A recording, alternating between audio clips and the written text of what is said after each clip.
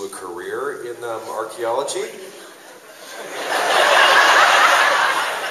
Now, when they get there and they spend their 7 years in school to get their degree and end up in some site somewhere or some museum dusting crap off, do not come looking for me afterwards. There should be a disclaimer that you do not travel through space to be an archaeologist. It's kind of like, I think when I was a kid I wanted to be one because of Indiana Jones, and then I realized what they actually do. It's not that exciting. So. Yeah. Yep. Down here, right in front of you, the white dress. Hello. Oh, hey. Hello. I was wondering, what was the best prank that you ever did to Chris Judge?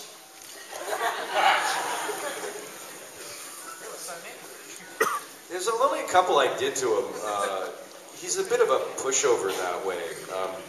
I think the first one that I did, which was almost the best, there's a few that we did that I can't really talk about.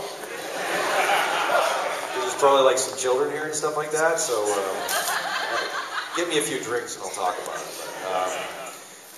When we were in the shooting the second season, we were shooting an episode called 1969, and this is the... Oh, you've heard this one?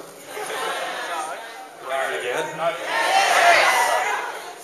Oh God, I'm now repeating myself. Okay, we're shooting an episode called 1969, and it's when we're hitchhiking for the bus, and the bus pulls over, and so we're shooting this thing on this road up this ski hill called Cypress Mountain. It's on the road up this, and so we're up in the mountainside, and we're all kind of bored. We're standing around. Chris Judge is, for a big guy, he's scared of everything.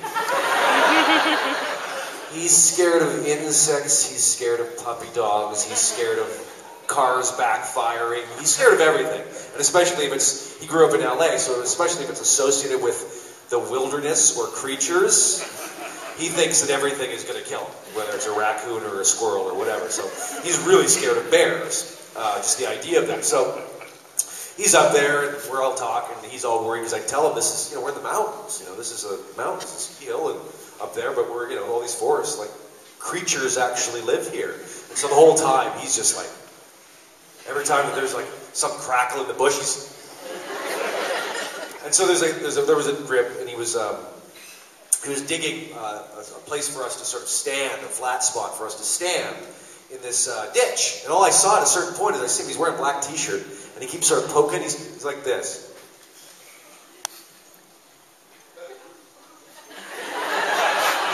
He's got dark hair, and he's got this black t-shirt on. This keeps happening. And so at a certain point I went, because I was kind of startled when I first saw it. What the hell? Oh, it's him. And so, of course, with Chris doing that, I went, shh, did you hear that? He's like, what? What? Dude. Don't mess around, man. I said, dude, bear. He looks over, and right then, perfect timing, Crispy, the guy that was doing it, stands up with his black t-shirt. Yeah. Chris was bolting down the mountain,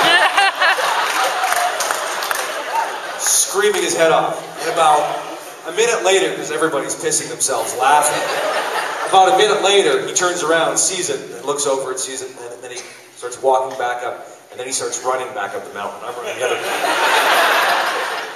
So that's one of the family-friendly pranks that we can kind of tell. There was a whole bunch of other ones, but they involve bodily functions, and I don't want to get into it. Yeah, I'm sure Chris has probably told you, because he's not nearly as shy and fleeting as I am, so, he's, well, let's face it, he's a loudmouth, loud ass.